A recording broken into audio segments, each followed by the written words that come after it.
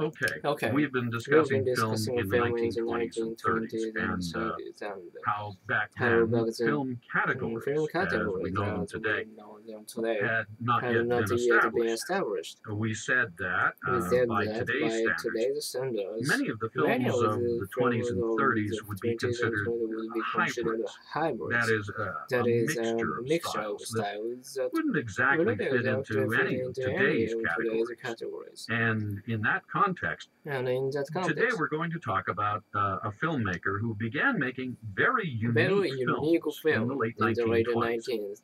He was French, He was a and French, his name was Jean Painlevé. Jean Painlevé. Jean Jean Painlevé Painlevé was was born born in in 1902. 1902. He made He made his his first first film in 1928. 1928. Now, Now, in a way, Painlevé's films conform to norms of the 20s and 30s. That is, they don't fit very neatly into the categories we use to classify films today. That said, even by the standards of the 20s and 30s, Painlevé's films were a unique hybrid of style. He had a special way of fusing, or some people might say confusing, science and fiction. His films begin with facts, but then they become more and more fictional. They gradually add more and more fictional elements. In fact, Painlevé was known for saying that science is fiction. Painlevé was a pioneer in underwater filmmaking, and a lot of his short films focus on the aquatic animal world. He liked to show small underwater creatures, displaying what seemed like familiar human characteristics.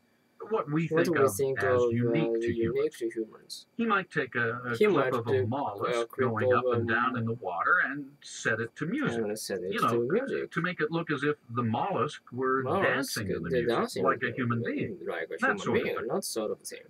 But then he suddenly changed the image or narration to remind us how different the animals are, how unlike humans. He confused his audience in the way he portrayed the animals he filmed, mixing up our notions of the categories, human and animals. The films make us a little uncomfortable at times because we're uncertain about what we're seeing. It gives his films an uncanny feature. The familiar made unfamiliar. The normal made suspicious. He liked twists. He liked the unusual. In fact, one of his favorite sea animals was the seahorse. Because with seahorses, it's the male that carries the eggs. And he thought that was great.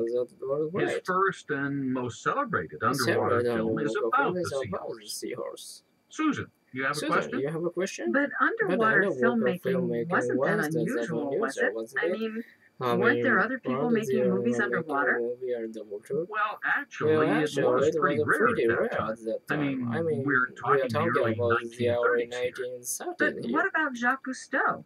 Wasn't he like an innovator, with underwater photography too? What about Jacques Cousteau? But what about Jacques Cousteau? I mean, we're talking the early 1930s here.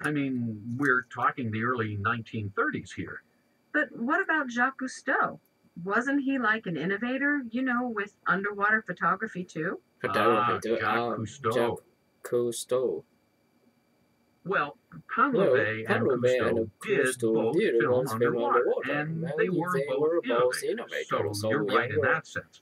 But that's pretty much where the similarities end. First of all, Painlevé was about 20 years ahead of Cousteau.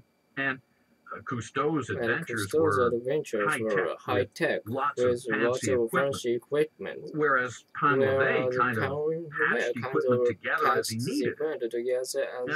Cousteau usually filmed large animals, usually in the open sea, whereas Painlevé generally filmed smaller animals, and he liked to film in shallow water. What else?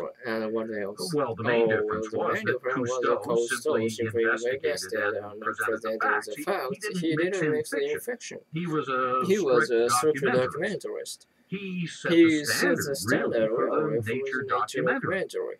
Painlevé, on the other hand, as we said as we before, said before, mixed in mixed elements in of elements fiction, of fiction, and his and films his are film much was more much more artistic, incorporating music incorporating as an music as important an element. important element. John, you have a question? You have a question? Well, maybe I shouldn't be asking this, but if Painlevé's films are so special, so good, why haven't we ever heard of them? I mean, everyone's heard of Jacques Cousteau. Well, that's a fair question.